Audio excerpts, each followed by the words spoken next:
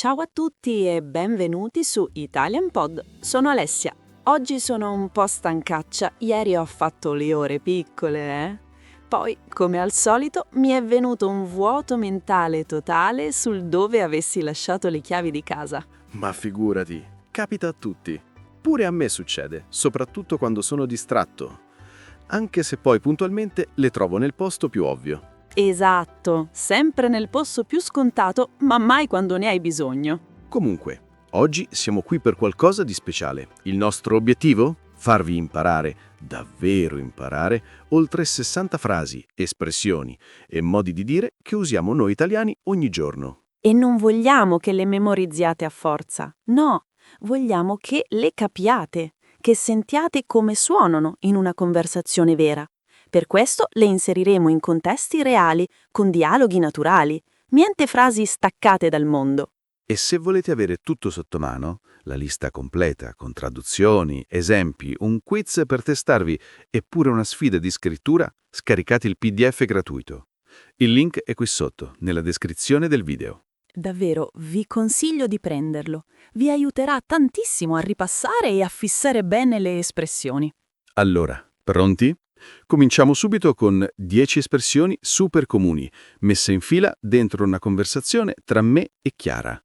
Una chiacchierata come tante, ma piena zeppa di linguaggio vero. Ecco qua. Immaginiamo che io sia Chiara e Giovanni sta raccontando com'è andato il weekend. Via. Allora Chiara, sabato sera abbiamo fatto tardi, Siamo usciti a cena e poi siamo finiti a ballare fino alle 3.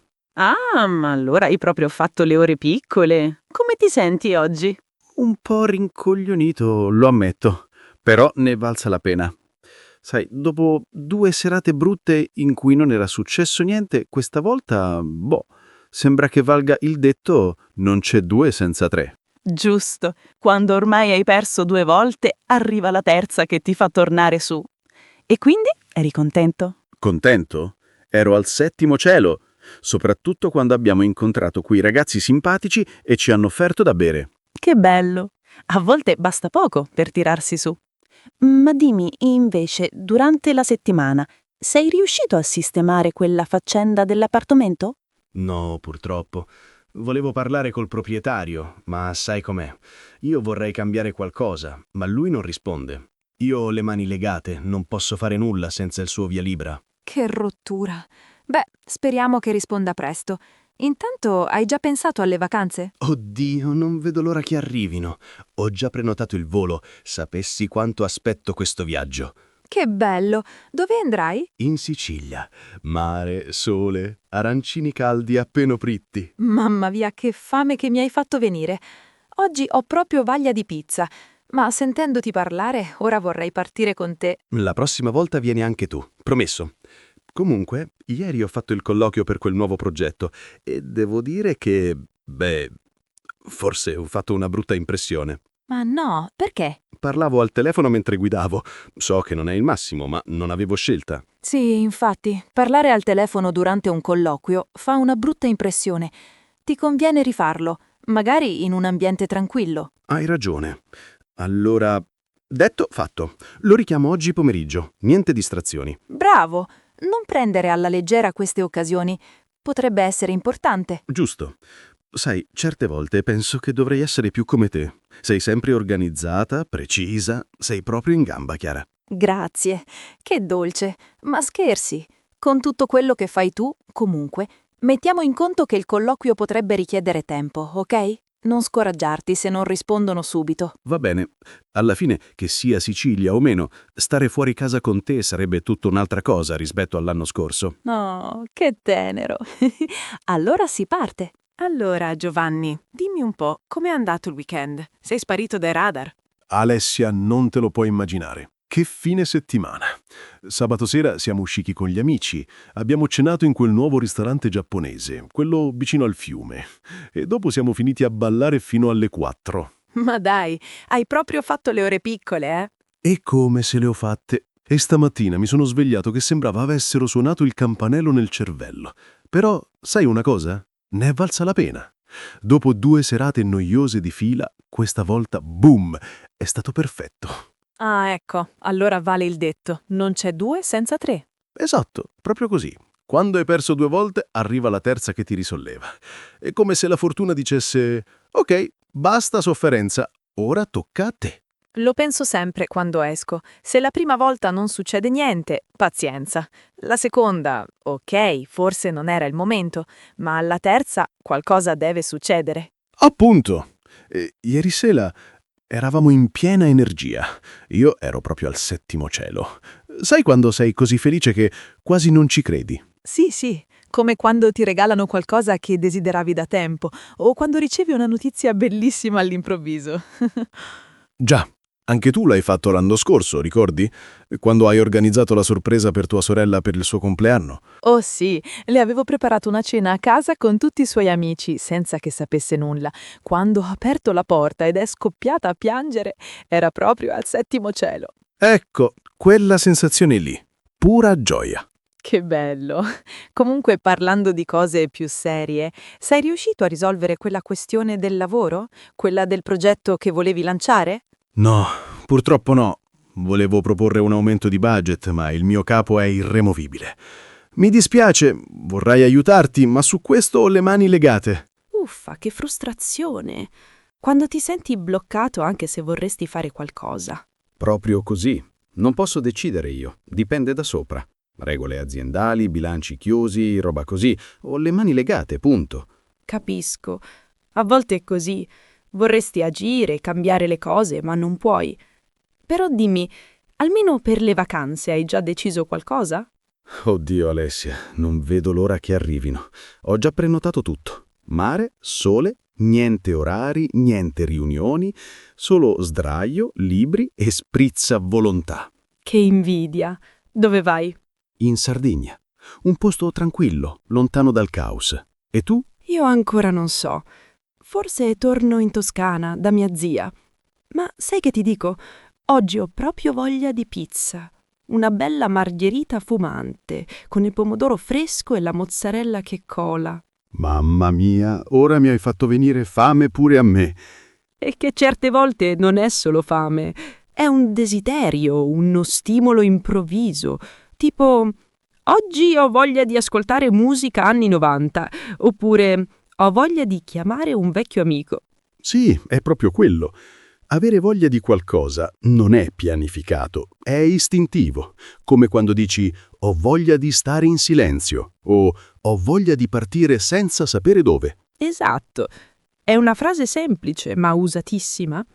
E poi, tornando a sabato sera, hai fatto il colloquio online per quel corso di fotografia, giusto? Sì, ma devo essere onesto, forse ho fatto una brutta impressione. Ah no, perché? Cos'è successo? Parlavo col professore mentre guidavo. So che non è il massimo, ma avevo solo 10 minuti prima della scadenza. Oh Giovanni, parlare al telefono durante un colloquio fa una brutta impressione. Dà l'idea che non sei concentrato, che non dai importanza alla cosa. Lo so, me ne sono reso conto subito. Appena ho chiuso la chiamata ho pensato, ma che sto facendo? E quindi? E quindi, detto, fatto. Ho preso il telefono, ho cercato il numero e l'ho richiamato subito. Gli ho detto, mi scusi, non era il momento migliore. Posso ripetere la richiesta in condizioni migliori? Bravissimo, detto, fatto, azione immediata. Questa frase la uso spesso quando prendo una decisione e la metto in atto subito. Tipo, devo mandare quella mail. Detto, fatto. E la scrivo lì, in quel momento. Sì, è potente. Ti toglie dalla procrastinazione. Ma sai cosa m'ha detto lui? Non prendo alla leggera questo corso. È molto impegnativo. Ah, ecco un'altra espressione importante. Prendere alla leggera. Sì, significa sottovalutare qualcosa, non considerarla seria o importante quando invece lo è. Tipo, non prendere alla leggera il mal di schiena potrebbe essere qualcosa di serio. Oppure, se prendi alla leggera gli esami, rischi di doverli rifare. Insomma, non è un gioco. Giusto. E comunque, alla fine mi ha ridato la possibilità. Sono contento. Che bello! E poi, dimmi, hai visto Lucia ieri? Sì, era al bar. Ha sistemato tutto in mezz'ora. Ha pagato i conti, organizzato la festa, risposto a 20 email. Che donna in gamba! Proprio così. Essere in gamba vuol dire essere sveglio, capace, efficiente. Non è solo bravo, è di più. È qualcuno che sa gestire tutto con intelligenza e calma. Tipo quando qualcuno risolve un problema complicato in 2 minuti e tu resti lì. Ma come ha fatto? Esatto. Che persona in gamba! E comunque, tornando alle vacanze, io quest'anno ho imparato una cosa fondamentale: mettere in conto che possa andare storto qualcosa. Ah sì? Tipo? Tipo il traffico. L'anno scorso siamo partiti alle 8 di sabato mattina, convinti di arrivare in 3 ore. Invece, 8 ore di coda. Da paura. Brutta esperienza. Infatti, ora ho capito. Mettiamo in conto che il traffico sia pesante, che piova, che il navigatore sbagli strada. Partiamo prima. Portiamo snack, acqua, pazienza. Sì, mettere in conto significa considerare già nel piano le cose che potrebbero succedere. Non sperare che vada tutto bene, ma prepararsi per ogni evenienza. Proprio così. È una mentalità da adulto responsabile, diciamocelo. Ma va bene così. Alla fine, tra vacanze, lavoro, amici, ogni situazione è tutta un'altra cosa se sei preparato. Ah, ecco, è tutta un'altra cosa? Sì, quando qualcosa fa una differenza enorme, soprattutto in meglio. Tipo, vedere il mare di notte è tutta un'altra cosa rispetto al giorno. O come dicevamo prima, il caffè del bar versus quello della macchinetta? È tutta un'altra cosa. Esatto, non è solo diverso, è completamente diverso e quasi sempre meglio. Ecco fatto. Abbiamo appena usato tutte e 10 le espressioni, anzi 11 con il bonus, in una conversazione naturale, fluida, come succede nella vita reale. E il bello è che non sembrano frasi da libro di grammatica, sono vive, le senti addosso. Ok Giovanni, abbiamo visto 10 espressioni della vita quotidiana usate in una conversazione vera. Ora passiamo a qualcosa di diverso, ma altrettanto importante.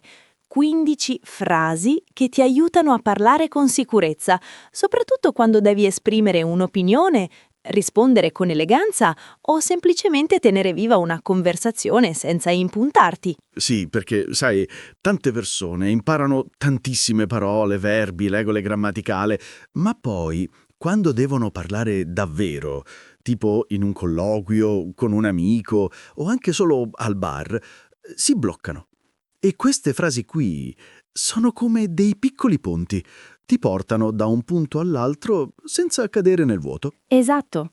Sono frasi di transizione, ma non nel senso noioso del termine. Sono quelle che danno ritmo alla tua parlata, che ti fanno sembrare più sciolto, più naturale e soprattutto ti permettono di essere educato, chiaro e diretto allo stesso tempo. Cominciamo con una delle più utili. Ti capisco, ma... Questa è oro colato. Perché? Perché parti riconoscendo il punto di vista dell'altra persona, mostri empatia. Poi arriva il ma e lì puoi dire la tua senza sembrare aggressivo. Tipo, ti capisco, ma forse potremmo provare un altro approccio. Oppure ti capisco, hai avuto una giornata pesante, ma dobbiamo finire questo lavoro entro stasera. Non è un attacco, è una mediazione. Poi c'è lascia che te lo dica. Ah, questa mi piace tanto. È un modo gentile per introdurre un'opinione sincera, magari un po' diretta, tipo lascia che te lo dica, quel colore non ti dona molto. Suona molto meglio di non ti sta bene. Sì, perché crea un'atmosfera di confidenza. È come se dicessi sto per dirti qualcosa di vero, ma lo faccio perché tengo a te. Poi abbiamo hai ragione, però... Molto simile a ti capisco ma parte dal riconoscimento esplicito. Dici sì, hai ragione su questo punto e poi aggiungi il tuo pensiero, tipo hai ragione, il prezzo è buono, però la qualità non mi convince. È elegante. Mostra che ascolti, che rifletti e che non sei uno che dice no solo per contraddire. E poi c'è ha senso quello che dici. Breve, efficace, potentissima. Quando qualcuno fa un ragionamento logico, tu riconosci che ha senso, anche se non sei ancora d'accordo. Tipo, voglio cambiare città per ricominciare da zero. E tu rispondi, ha senso quello che dici. Gli dai valore. Ecco, questa frase fa sentire l'altro compreso. Non è un sì, non è un no, è un ok, il tuo pensiero fila e apre la porta al dialogo. Poi c'è te ne sono grato, grata. Qui saliamo di tono. È formale, sì, ma caldo, profondo. Dice, non è solo un grazie veloce, è un ringraziamento vero, sentito. Tipo, te ne sono grata, senza il tuo aiuto non ce l'avrei fatta. L'alternativa informale, che va benissimo nella maggior parte dei contesti, è ti ringrazio molto. Un po' meno solenne, ma sempre educato e sincero. Poi cambiamo registro, diamoci da fare. Energia pura. La uso quando devo motivare me stesso o gli altri. Tipo, mancano 2 ore alla consegna, diamoci da fare. Oppure, la casa è un disastro, diamoci da fare che tra un'ora è tutto in ordine. È positiva, dinamica. Non è un ordine, è un invito all'azione. E funziona sempre. Poi, quando non sei d'accordo ma vuoi restare educato, c'è scusa, ma su questo non sono d'accordo. Perfetta. Parti con scusa, mostri rispetto e poi esprimi la tua posizione. Non è aggressivo, non è passivo, è assertivo. Tipo, scusa, ma su questo non sono d'accordo. Credo che dovremmo aspettare. Mentre se vuoi chiedere un'opinione, invece usi che ne pensi? Oppure cosa ne pensi di? Fondamentale. Ti evita di parlare solo tu. Coinvolgi l'altro. Tipo, sto pensando di accettare quel lavoro. Cosa ne pensi? Oppure, che ne pensi di questo film? Vale la pena vederlo? E se sei d'accordo al 100%, allora dici concordo in pieno. Forte, netto, maturo. Non è solo sì, è sì e sono totalmente dalla tua parte. Tipo, questo progetto ha bisogno di più tempo. Concordo in pieno. Poi c'è ottima osservazione. Adoro questa. È un complimento intelligente. Riconosce che l'altro ha notato qualcosa di importante. Tipo, hai visto che il cliente ha cambiato tono dopo quella domanda? Sì, ottima osservazione. È un modo per far sentire l'altro sveglio, attento, capace. E costa niente, ma fa la differenza. Poi me ne occuperò io. Assumersi la responsabilità. Tranquillizza, dice non devi preoccuparti, penso io a tutto. Tipo, chi chiama il tecnico? Tranquillo, me ne occuperò io. È una frase che trasmette affidabilità. E in una coppia, in un team di lavoro, in famiglia, è oro. Poi ci sono 2 frasi bellissime per mostrare disponibilità. Come posso aiutarti? E posso renderti le cose più facili? Sì, specialmente con amici stressati o colleghi sotto pressione. Non aspetti che ti chiedano aiuto, lo offri. Tipo, so che sei pieno di lavoro, come posso aiutarti? Oppure, posso renderti le cose più facili in qualche modo? È un gesto di attenzione. E spesso basta una frase così per sciogliere la tensione. Poi c'è una delle mie preferite. Capisco da dove vieni. Profondissima. Non significa sono d'accordo, ma capisco perché la pensi così. So qual è il tuo percorso, la tua storia. È fondamentale nei momenti di conflitto. Tipo, so che sei arrabbiato perché ti hanno cancellato il volo all'ultimo momento. Capisco da dove vieni. Sì, è empatia pura. E spesso, quando una persona sente questa frase, smette di difendersi e inizia ad ascoltare. Poi c'è ne parliamo dopo? Utile quando vuoi chiudere un argomento senza bruschezza. Tipo, ora non ho tempo di affrontare questa cosa, ma ne parliamo dopo, ok? Non è una fuga, è un rinvio consapevole. E infine, tienimi aggiornato. Morbido ma chiaro. Chiedi di essere coinvolto, di sapere com'è andata.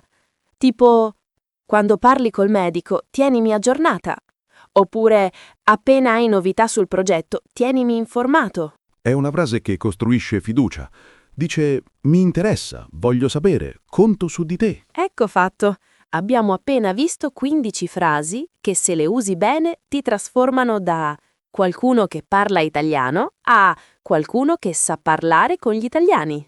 E ora sfida. Prova a usare almeno 3 di queste frasi nelle tue prossime conversazioni. Non devi forzarle, ovviamente, ma cerca di inserirle in modo naturale. Tipo, ti capisco, ma in un dibattito con un amico. Oppure, concordo in pieno quando sei d'accordo su qualcosa. O ancora, tienimi aggiornato dopo aver dato un consiglio. Vedrai che faranno subito la differenza. Le persone ti percepiranno come più sicuro, più empatico, più fluente. Prima di andare avanti, un piccolo momento sincero. Se stai seguendo il video fin qui e ti sta piacendo, se senti che queste espressioni ti stanno davvero aiutando a parlare come un italiano vero, allora ti chiediamo una cosa semplice. Metti un bel mi piace. Sì, davvero. Non costa niente, ma per noi significa tantissimo. Ci dice che quello che facciamo è utile, che state imparando, che siamo sulla strada giusta. E più persone lo vedono, più possiamo aiutare altri studenti come te. Grazie di cuore se lo farai. Ora però torniamo a parlare di italiano vero, quello che usiamo ogni giorno, senza pensare alle regole, solo con naturalezza. Esatto. E adesso entriamo in un territorio ancora più interessante, i modi di dire intermedi. Non sono difficilissimi, ma danno subito un tono più maturo, più fluente al tuo italiano. Li senti in giro, al lavoro, tra amici, e quando li usi tu, gli italiani pensano: ma questo o questa parla proprio bene. Cominciamo con uno che senti spesso quando qualcuno sta cercando di tirare le somme. Alla fine dei conti? Sì, è come dire in definitiva, considerando tutto. Tipo, possiamo discutere ore su chi ha ragione, ma alla fine dei conti quello che conta è risolvere il problema. Oppure, alla fine dei conti non importa dove andiamo a cena, purché stiamo insieme. È una frase che smussa i contrasti, quando vuoi chiudere un discorso senza essere troppo netto. Poi c'è una delle mie preferite per esprimere stupore. Sul serio? Ah, questa la uso 100 volte al giorno. Sul serio? Hai vinto il concorso! Sul serio! È spontanea, diretta, perfetta per quando sei sorpreso. Puoi alzarla di tono, abbassarla, dipende dall'emozione. Sì, puoi dirlo con ironia. Sul serio, hai mangiato tutta la pizza da solo? Oppure con genuino stupore. Sul serio, ti trasferisci a Milano? Che bello! E poi, quando qualcuno deve affrontare una prova importante, un esame, un colloquio, una gara, diciamo in bocca al lupo. Sì, è il nostro modo di dire buona fortuna, ma letteralmente significa, in bocca al lupo. Strano, no? Ma c'è una tradizione dietro. Infatti. E la risposta giusta non è grazie, ma crepi il lupo, cioè che il lupo muoia. È una specie di scaramanzia. Se lo dici, sembri subito più italiano. Provalo. La prossima volta che un amico ha un esame, digli in bocca al lupo e vedrai che risponderà crepi. È automatico. Poi c'è in men che non si dica. Questa mi fa sempre sorridere, è un po' vecchia, ma ancora usata, soprattutto dai genitori o dai nonni. Significa in un attimo, velocissimo. Tipo, aspettami qui, torno in men che non si dica.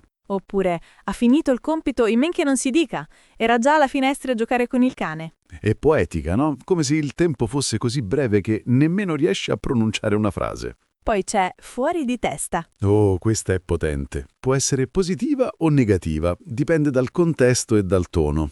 Tipo, è fuori di testa per la gioia, super eccitato, felice. Oppure è completamente fuori di testa, non ascolta nessuno. Matto, instabile. Io lo uso spesso in senso positivo. Il concerto era pazzesco, eravamo tutti fuori di testa. Sì, in quel senso è come fuori controllo per l'euforia. Ma attenzione al tono, se lo dici con voce seria può diventare un insulto. Poi c'è passare al setaccio. Bellissima immagine. Il setaccio è quello strumento che si usa in cucina per filtrare la farina, giusto? Ecco, passare al setaccio significa analizzare ogni dettaglio, non lasciare nulla al caso. Tipo, ho passato al setaccio il contratto prima di firmare, meglio non fidarsi. Oppure, la polizia ha passato al setaccio l'appartamento dopo il furto. Insomma, è quando vuoi essere minuzioso, preciso. Poi c'è da non credere. Sì, quando qualcosa è talmente incredibile che fai fatica a crederci. Tipo, ha vinto 100.000 euro al lotto? Da non credere. Oppure, Hai camminato 10 chilometri sotto la pioggia, da non credere. A volte lo dice anche con un po' di sarcasmo.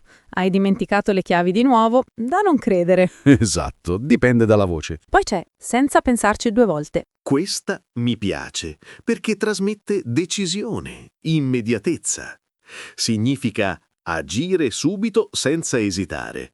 Tipo, mi ha chiesto aiuto e io, senza pensarci 2 volte, ho detto di sì. Oppure ha visto il biglietto in offerta e, senza pensarci 2 volte, ha prenotato il volo per Tokyo. È una frase che dà energia.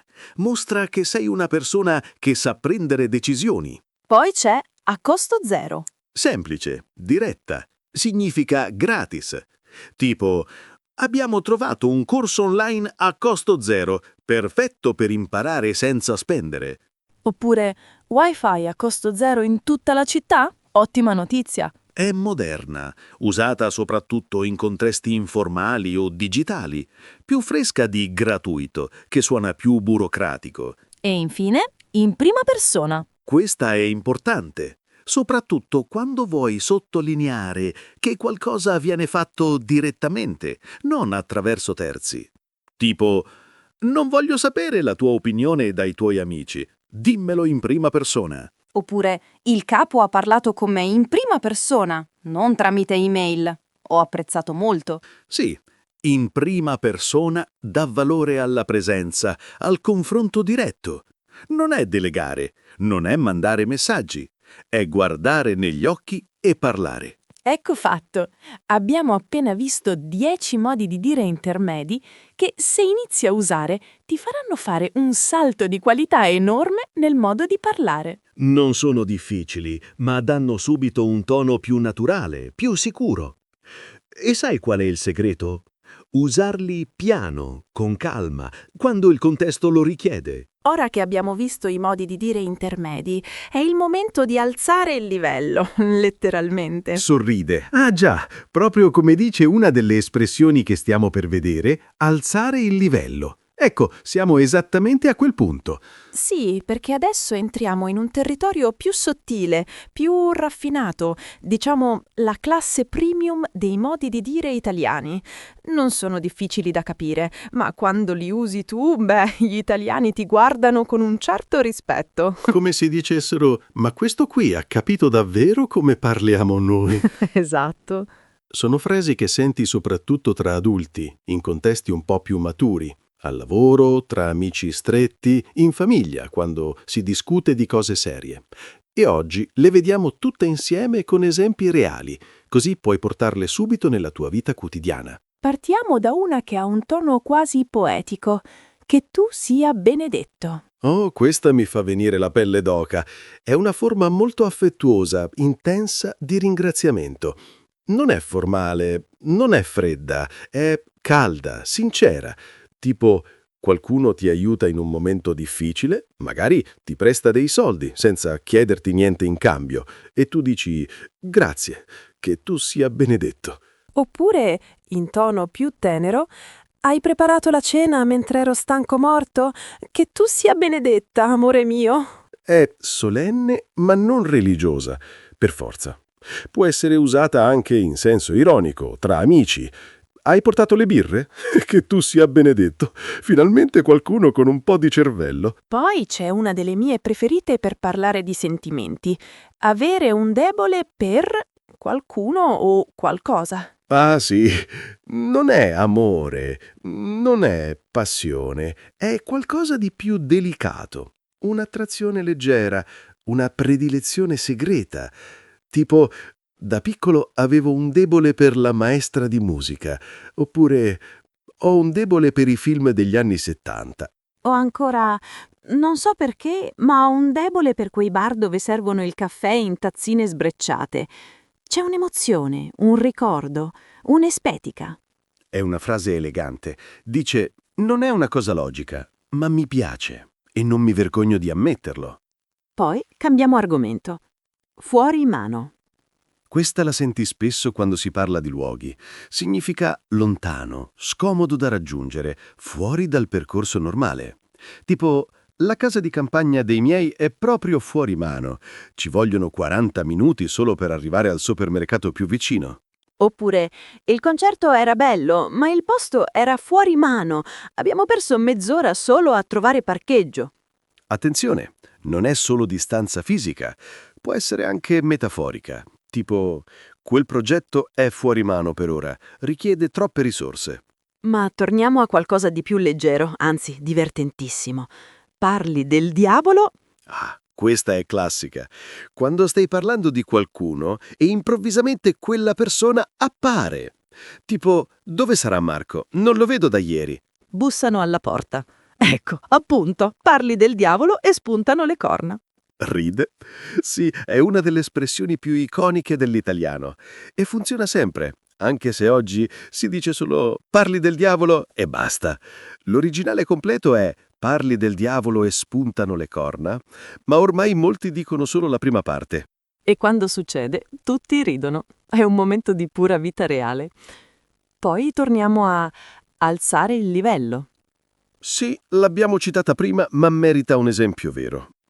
Significa rendere qualcosa più impegnativo, più professionale, più alto in qualità. Tipo, questo ristorante ha alzato il livello. Prima facevano solo pasta al pomodoro, ora hanno un menù degustazione con prodotti locali. Oppure, nel team, da quando è arrivata Sara, hanno alzato il livello. Tutti lavorano meglio, più concentrati. È positivo, quasi motivazionale. Dice, non ci accontentiamo del minimo, vogliamo fare di più. Poi c'è sottovoce. Semplice ma fondamentale. Significa a voce bassa, in modo da non farsi sentire da tutti. Tipo, mi ha detto la notizia sottovoce, non voleva che gli altri ascoltassero. Oppure stavano litigando sottovoce in cucina, ma si sentiva comunque la tensione. È una parola che dà atmosfera. Immagini subito una scena intima, segreta, a volte un po' drammatica. Poi c'è una delle frasi più usate in una conversazione informale. Chiacchierare del più e del meno. Sì, quando non parli di cose importanti, ma fai due chiacchiere per rompere il ghiaccio. Tipo, ci siamo seduti al bar e abbiamo chiacchierato del più e del meno, del tempo, del lavoro, di quello che fanno gli amici. È un modo educato per dire non abbiamo parlato di nulla di serio, ma è stato bello stare insieme. E si usa tantissimo quando incontri qualcuno dopo tanto tempo. All'inizio abbiamo chiacchierato del più e del meno, poi siamo entrati nei dettagli della sua nuova vita a Barcellona. Poi c'è una frase importante, soprattutto nel lavoro o in famiglia, avere voce in capitolo. Sì, significa avere il diritto di esprimere la propria opinione in una decisione. Non sei tu a decidere tutto, ma la tua voce conta. Tipo, nella scelta della nuova sede, ogni dipendente avrà voce in capitolo. Oppure, in questa casa, i ragazzi hanno voce in capitolo sui viaggi estivi.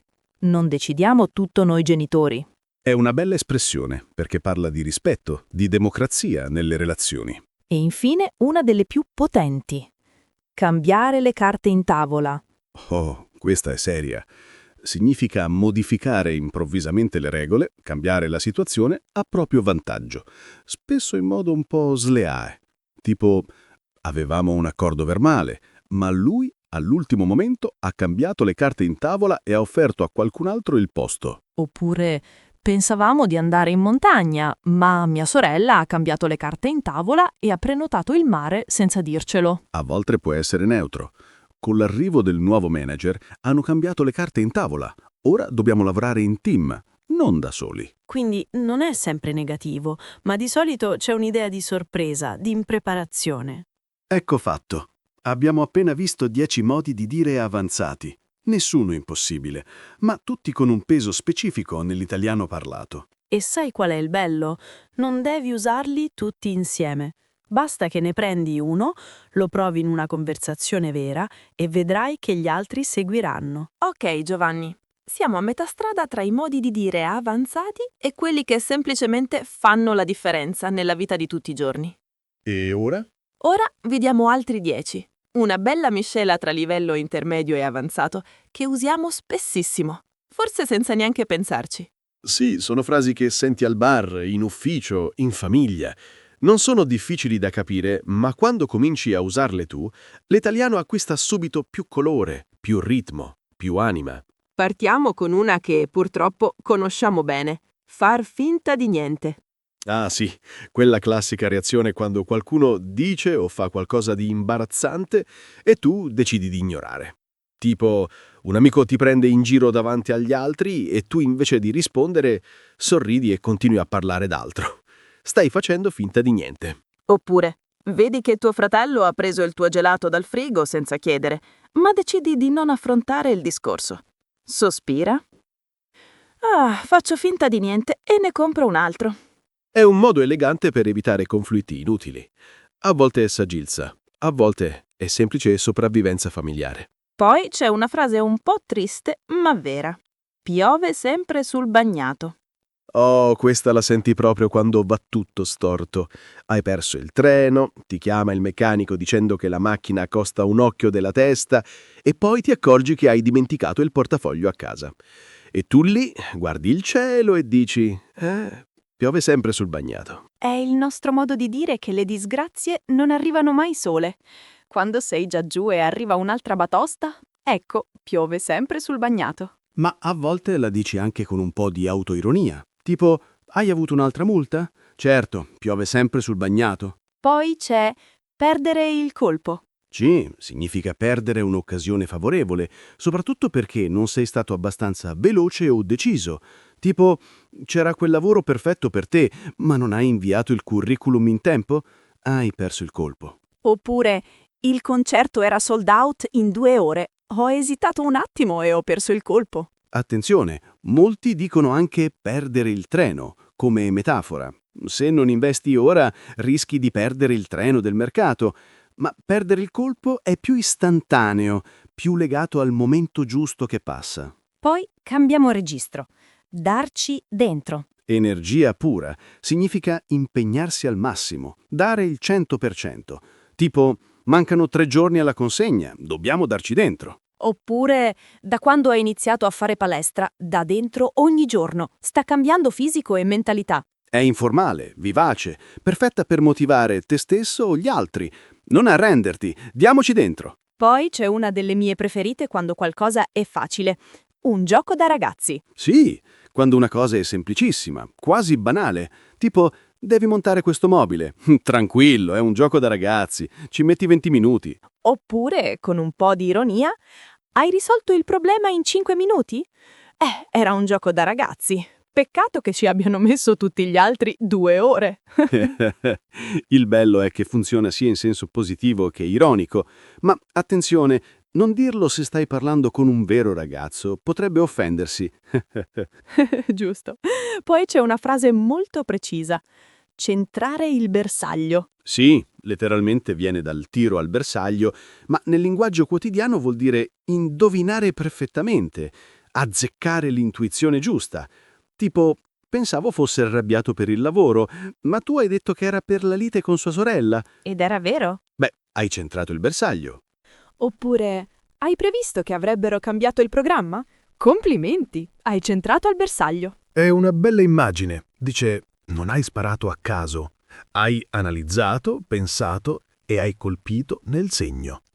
Poi c'è una frase fondamentale per chiunque debba iniziare una conversazione nuova. Rompere il ghiaccio. Sì, quando sei in una stanza piena di persone che non conosci e qualcuno fa una battuta, racconta una storia breve o semplicemente chiede «Che bello qui», no? Sta rompendo il ghiaccio. Esatto. È quel gesto che scioglie l'imbarazzo iniziale.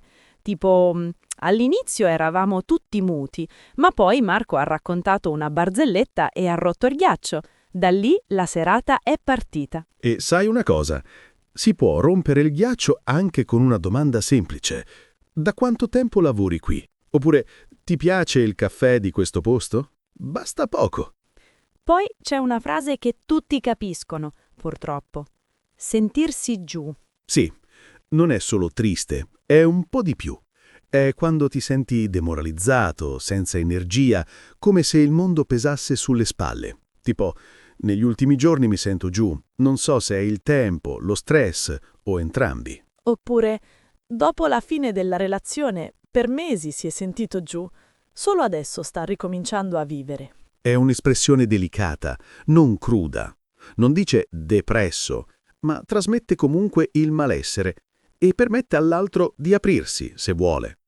Poi c'è il contrario di sentirsi giù, affrontare il problema. Sì, quando smetti di girarci intorno, di rimandare e decidi di guardare la situazione in faccia. Tipo, ho evitato il discorso per settimane, ma ieri ho affrontato il problema con mio padre. È stata dura, ma necessaria. Oppure, invece di lamentarti, affronta il problema. Parla col tuo capo, cerca una soluzione. È una frase forte, che implica coraggio. Non è facile affrontare un problema, ma è l'unico modo di risolverlo. E infine, torniamo a qualcosa di più leggero, anzi, notturno. Fare le ore piccole. Ah, questa la conosco bene. Significa stare sveglio fino a tardi, spesso per divertimento o lavoro. Tipo, ieri abbiamo fatto le ore piccole a guardare serie TV. Erano le 4 quando siamo andati a letto. Oppure, sto facendo le ore piccole per finire la presentazione. Domani devo essere impeccabile. Attenzione, non è solo tornare tardi, è stare sveglio fino a tardi. Quindi, se vai a letto alle 3 hai fatto le ore piccole. Se esci alle 11 e rientri a mezzanotte, forse no. Le ore piccole sono quelle dopo la mezzanotte, quando il mondo dorme e tu sei ancora in piedi. Ecco fatto. Abbiamo appena visto altri 10 modi di dire utilissimi. Alcuni li userai per ridere, altri per riflettere, altri ancora per motivarti o capire meglio gli altri. E il bello è che non devi impararli tutti oggi. Prendine uno o due, prova a usarli questa settimana e vedrai che piano piano diventeranno naturali. Siamo arrivati alla seconda parte dei modi di dire avanzati e devo dirtelo, questa è una delle mie sezioni preferite. Davvero? Perché? Perché qui entriamo in un territorio dove l'italiano non è solo comunicazione, è quasi arte. Sono espressioni che hanno un peso, un ritmo, una storia alle spalle. Quando le usi, non stai semplicemente parlando, stai raccontando. Esatto, sono frasi che senti soprattutto tra persone che parlano con consapevolezza, in riunioni importanti, in chiacchierate profonde o anche solo quando qualcuno vuole esprimere un concetto complesso in poche parole. Il bello è che anche se sono avanzate, una volta che le capisci, sembrano subito familiari. Cominciamo? Certo, partiamo da una immagine potentissima. Cercare un ago in un pagliaio. Ah, sì! È uno dei modi di dire più evocativi che abbiamo. Significa cercare qualcosa di estremamente difficile da trovare, praticamente impossibile. Tipo, sto cercando quel documento nell'archivio del 2015, è come cercare un ago in un pagliaio. Oppure, hai perso l'anello in spiaggia? Mi dispiace, ma trovarlo ora è cercare un ago in un pagliaio. È un'espressione che trasmette frustrazione, ma anche realismo. Dice, so che ci provi, ma le probabilità sono minime. Poi c'è una frase molto comune nel lavoro e nelle decisioni di coppia. La palla passa a te. Sì, deriva dal mondo dello sport, calcio, basket, ma ormai la usiamo ovunque. Significa che tocca a te decidere, agire, fare la mossa successiva. Tipo, ti ho dato tutte le informazioni, ora la palla passa a te. Accetti o no? Oppure, io ho fatto la proposta, ora la palla passa a loro. Rispondono sì o trovano un altro modo. Oh, è elegante perché non forza la mano. Dice, ho fatto la mia parte, il resto dipende da te. Poi c'è una frase che adoro quando voglio andare dritto al sodo. Venire al punto. Oh, fondamentale! Quando sei in una riunione e qualcuno parla per 10 minuti senza arrivare al nocciolo, tu aspetti e poi dici, ok, ma vieni al punto, per favore? Esatto. Significa smettere di girare intorno, di dare contesto infinito e arrivare subito all'argomento cruciale. Tipo, basta con le premesse, vieni al punto. Quanto costa? A volte lo dico anche in tono gentile. Capisco che vuoi spiegare tutto, ma vieni al punto, così possiamo discuterne meglio. E parlando di cose che sembrano negative ma nascondono un lato positivo, ecco una delle mie preferite, una benedizione mascherata. Sì, quando succede qualcosa di brutto, ma poi ti rendi conto che in realtà ti ha portato qualcosa di buono. Tipo, pensavo fosse la fine quando mi hanno licenziato. Invece ho aperto la mia attività. È stata una benedizione mascherata. Oppure il volo cancellato? All'inizio ero furioso, ma grazie a quel ritardo ho conosciuto quella persona. Una benedizione mascherata. È una frase piena di speranza. Dice: non sempre ciò che sembra un fallimento lo è davvero. Poi c'è un modo di dire forte, definitivo. Arrendersi, o più coloritamente buttare la spugna. Sì, derila dalla box, quando l'allenatore getta la spugna per fermare il combattimento. Oggi lo usiamo per dire che qualcuno rinuncia, ammette la sconfitta.